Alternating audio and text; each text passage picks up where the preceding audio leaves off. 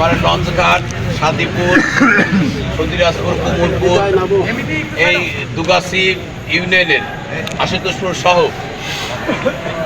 সকল বিএনপি, যুবদল, ছাত্রদল, অন্যান্য সংগঠনের নেতৃবৃন্দ এবং এলাকাবাসীর মুরব্বী আপনারা যারা রয়েছেন সবাইকে পাবনা জেলা বিএনপির পক্ষ থেকে আমার ব্যক্তিগত পক্ষ থেকে শুভেচ্ছা এবং সালাম।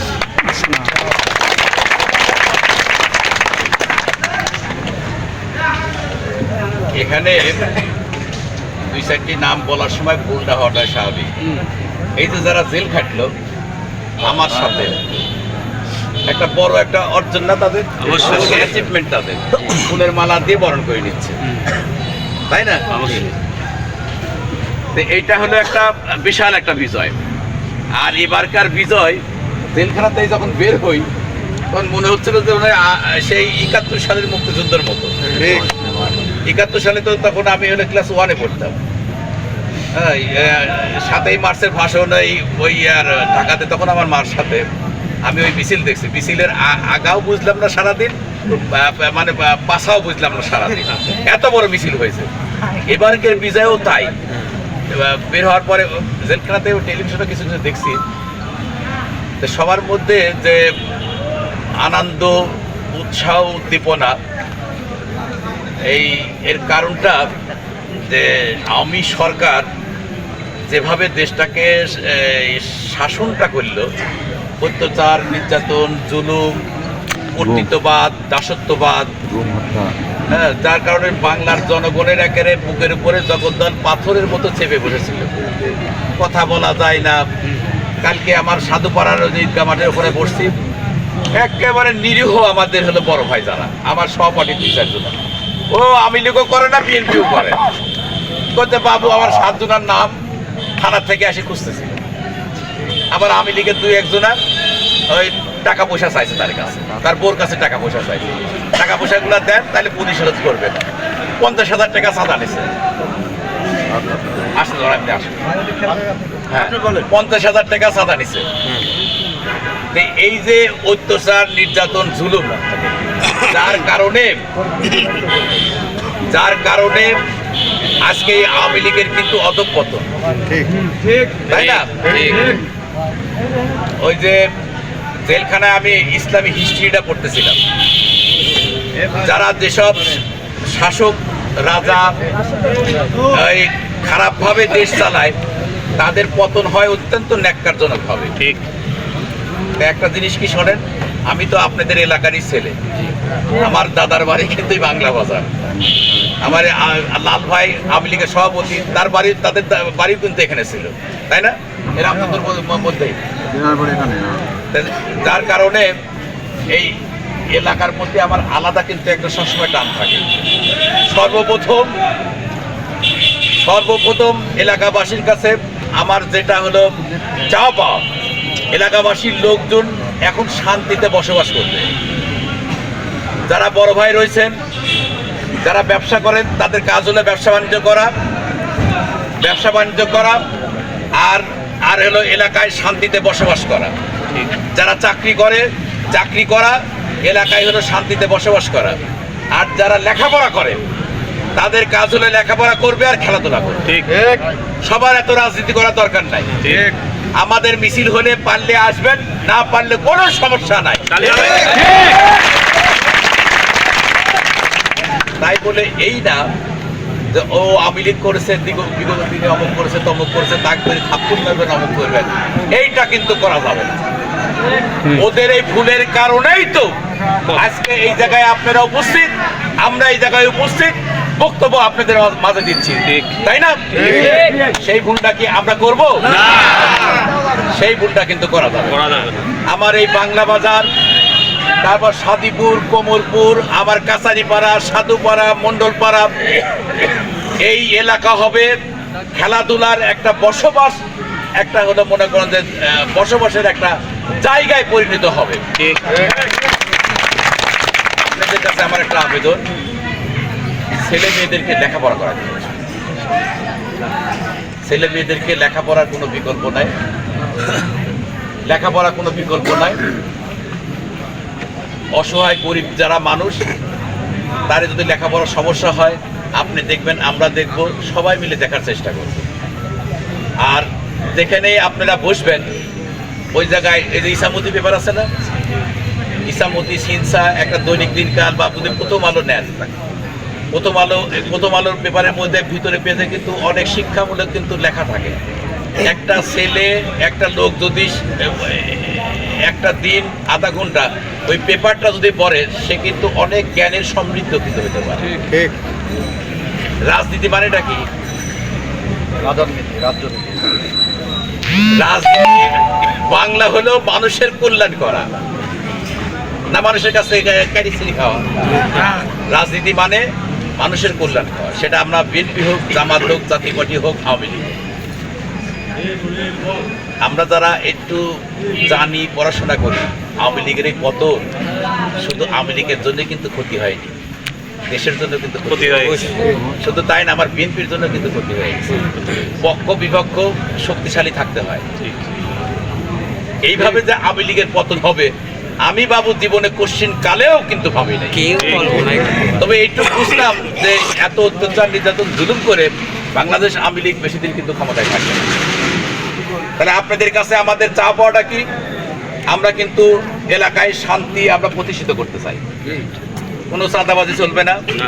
আমার কাছারিপাড়া, সাধুপাড়া, মণ্ডলপাড়া, আমরা শিবরামপুরে অলরেডি ঘোষণা দিয়ে দিচ্ছি, কোনো চাঁদা পানি চলবে না। আর আরেকটা জিনিস কি, আমরা তো 17 বছর তো খিচুড়ি বিচুড়ি তো খাইনি, অত পিকনিকও কিন্তু করি নাই। এই খিচুড়ি বিচুড়ি খাওয়া আর 2-4 মাসের মধ্যে করা যাবে না। এই খিচুড়ি প্রোগ্রাম করে এর কাছ থেকে 500 টাকা, এর কাছ থেকে 5000 টাকা, ওই অমুক ফাটার কাছে টাকা পয়সা তোলা, এইগুলা কিন্তু আগামী দিনে তোরা না আসবে। আগে একটু কষ্ট করে নির্বাচন আসুক, দল ক্ষমতায় যাক, তারপর দেখা যাবে। প্রয়োজন করে আমরা টাকা পয়সা দেবো, প্রয়োজন করে আমরা টাকা পয়সা দেবো, তাও কারোর কাছ থেকে কোনো টাকা পয়সা চাঁদা পানি চাইতে পারবে না। এই খিচুড়ি মিচুড়ি খাওয়া নিয়ে দুনিয়ার জায়গায় কিন্তু এই চাঁদা পানি শুরু হচ্ছে। আমাদের লোকজন এইগুলা কিন্তু আপাতত করবেন না, ঠিক আছে? আর এই মাঠে ছেলেপেলে যারা বিশেষ করে ছাত্র, এই ইরা আমার আব্দুল্লাহ, এরা রতন মেম্বার, বাবুল, এদের বারেক রেজাল্ট কই, হ্যাঁ, তারা আমাদের নেতৃবৃন্দ যারা এখানে রয়েছে, এখানে খেলাধুলার পরিবেশ রাখা লাগবে। আপনি দেখ মন্ডলপাড়া মাঠ, আমার ওই মাঠটা তো আমার নিজের নামে। খেলাধুলার কি মাঠটা হয়েছে দেখছেন তো? মনে আমার মহিলারা কিন্তু বিকেলে এসে খেলাধুলা দেখে। আমার কাছারিপাড়া কিন্তু আপনার মনে করেন যে ছেলে পেলে মনে করেন যে লাস্টে মাঠই জায়গায় পায় না, এইরকম একটা অবস্থা। তারপর সাধুপাড়া মাঠে ছেলে পেলে খেলাধুলা করছে। খেলাধুলার পরিবেশ যদি আপনি না রাখেন, ছেলে পেলে কিন্তু ফেসবুকে আসক্ত হবে, নষ্ট হয়ে যাবে। আর ওই যে নেশার মধ্যে কিন্তু আসক্ত হয়ে যাবে। সবসময় খেয়াল রাখবেন যে ভালো ছাত্র নিয়ে বেশি চিন্তা করতে হয় না, মিডিল ব্রেঞ্চের ছাত্র নিয়েও চিন্তা করতে হয় না, কিন্তু ব্যাক ব্রেঞ্চের ছাত্ররা একটু দুষ্টু হয়। দুষ্টু ছেলেরা যারা লেখাপড়া করবে আর খেলাধুলা করবে। ভালো যদি ফুটবল যদি খেলতে পারে একটা ছেলে, একটা ভালো যদি খেলোয়াড় যদি হয়, ঢাকাতে এখন ন্যাশনাল খেলার যারা তারা কিন্তু আমি দেখি যে 1 কোটি 1.5 কোটি।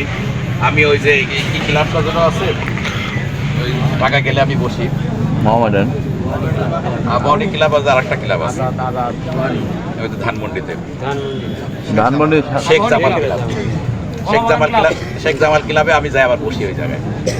হ্যাঁ, 1 কোটি 1.5 কোটি। আবার ক্রিকেট খেলোয়াড় যদি ন্যাশনাল খেলার হয় তো গরু গোষ্ঠী সৈন্য কিন্তু দাঁড়ায় গেল, তাই না? আর এখন তো আর বলতে পারবেন না যে আমার চাকরি করতে গেলে আমার টাকা লাগবে। যে ফলাফলটা আপনারা পেয়েছেন, এই যে স্টুডেন্ট পাওয়ার, ছাত্র শক্তি যাকে বলে, 52 ভাষা আন্দোলনে যখন ছাত্ররা মাঠে নামছে তখন কিন্তু বিজয় অর্জন হয়েছে। 69-এর গণ অভ্যুত্থানে আগরতলা ষড়যন্ত্রের মামলায় যখন ছাত্রীরা মাঠে নামছে তখন কিন্তু বিজয় অর্জন হয়েছে। 71-এর মুক্তিযুদ্ধেও যখন ছাত্রীরা মাঠে নামছে তখন কিন্তু বিজয় অর্জন হয়েছে। 90-91-তে আমি নিজেই তো সাক্ষী, এরশাদ বিরোধী আন্দোলনে তখন আমরা ছাত্র ছিলাম, তখন কিন্তু বিজয় অর্জন হয়েছে। এইবার যখন ওই যে 6 জন মারা গেল তখন আমি তো জেলখানায়, তখনই ধরে নিছি যে ছাত্রত্ব মারি ফেললো শেখ হাসিনা। এই শেখ হাসিনার পতন মনে হয় আর বেশি দিন না। তারপরেই দেখি যে 200 মারা গেল, 300 মারা গেল। তখন ওই আল্লাহর কাছে হাত তুলে এলো, কান্নাকাটি করতেছিলাম যে শেখ হাসিনার পতন আর মানে খুব সামনেই একেবারে। আবার যেদিন শেষের দিনে আওয়ামী লীগকে মাঠে নামা দিয়ে 100 জনের মতো মারলো, ওই দিন কনফার্ম হয়ে গেলাম যে এই আওয়ামী লীগ কিন্তু আর থাকছে। এইভাবে আর ছাত্রীরা মারা যাক, আর সারাদিন তো বাহিরে। ওই যে ইয়াতে আপনার আরিফপুর ওখানে আমাদের একটা ছেলে মারা গেছে, তার বাসায় গেলাম। বলরামপুরে যে ছেলেটা মারা গেছে জাহিদুল ইসলাম, তার বাসায় গেলাম। বিভিন্ন মন্দিরে গেলাম, আমরা যা যা আশ্বস্তগুলা করলাম যে বিশেষ করে সংখ্যালঘু যারা, তারা যেন তাদের মধ্যে ওই হতাশা দুশ্চিন্তা যেন না থাকে।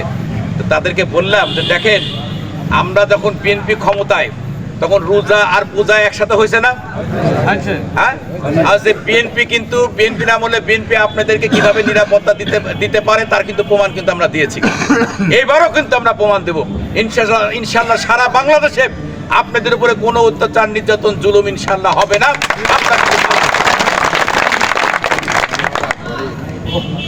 এই আমার বাংলা বাজার, আমি তো আমার সব ছেলেপেলে কিন্তু আমি হোমওয়ার্ক করছি, কিন্তু বাংলা বাজার, লঞ্চঘাট, কোমরপুর, সাদিপুর, তারপর হলো সদিরাজপুর, আশুতোষপুর, একেবারে ইয়ে পর্যন্ত আমাদের পদ্মারাই ঘাট পর্যন্ত, শিলাইদা, এই জায়গায় কোনো লোক যেন কমপ্লেন যেন না দিতে পারে যা আমাকে অত্যাচার করলো, নির্যাতন করলো, জুলুম করলো।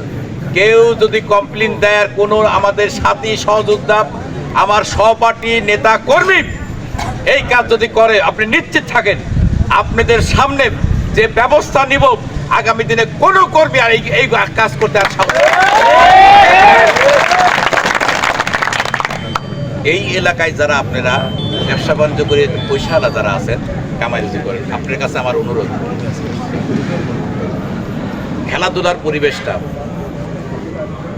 পরিবেশটা করবেন। প্রত্যেক বছরে এখানে নাটক নামাবেন। ইসলামী হালতে কিছু নাটক আছে না? হ্যাঁ, এই এলাকার ছেলে মেয়েরাই নাটক করবে। এখানে ইসলামী জালসা করবেন, এখানে ফুটবল প্রতিযোগিতা করাবেন, ক্রিকেট প্রতিযোগিতা করাবেন, তাই তো? হ্যাঁ, ভলিবল প্রতিযোগিতা করাবেন। এটাতে হয় কি, ওই যে 70 বছরের মুরব্বী আর 10 বছরের ছেলে, তাদের যে সম্পর্ক চিনা জানার যে একটা পরিচিতি হয়, এইভাবে কিন্তু আসে। শুধু বসে বসে মুরব্বীরা আপনার বসে বসে খালি থাকলেন, ব্যবসা করলেন, পরিবার নিয়ে থাকলেন, সমাজকে কিছু দিলেন না, তাহলে কিন্তু সমাজ কিন্তু ডেভেলপটা হবে না। আমি কিন্তু আজকে রাজনীতি বক্তব্য দিলাম, আওয়ামী লীগ সম্বন্ধে তো কিছু তো বললামই না, আবার বিএনপির সম্বন্ধেও কিন্তু বললাম না। এই ভালো কাজই আপনি হলো রাজনীতি। আমরা সবাই মিলে সমাজটাকে গঠন করি, যার যার এলাকায় ঠিক মতো গঠন করতে পারি, তাহলে সেটাই হবে সোনার বাংলাদেশ, সেটাই হবে আপনার মনে করেন যে আমাদের হলো বাংলাদেশ। ইনশাল্লাহ আগামী দিনে আবার দেখা হবে আপনাদের প্রোগ্রামের মাধ্যম দিয়ে, ভালো কিছু প্রোগ্রামের মাধ্যম দিয়ে আবার ইনশাল্লাহ দেখা হবে। আমাদের জন্য দোয়া করবেন। বাংলাদেশ জিন্দাবাদ, জাতীয়তাবাদী দল জিন্দাবাদ, শহীদ জিয়া অমর হোক, দেশনেত্রী বেগম খালেদা জিয়া জিন্দাবাদ, আগামী দিনের ভবিষ্যৎ প্রধানমন্ত্রী তারেক রহমান জিন্দাবাদ, জিন্দাবাদ, জিন্দাবাদ।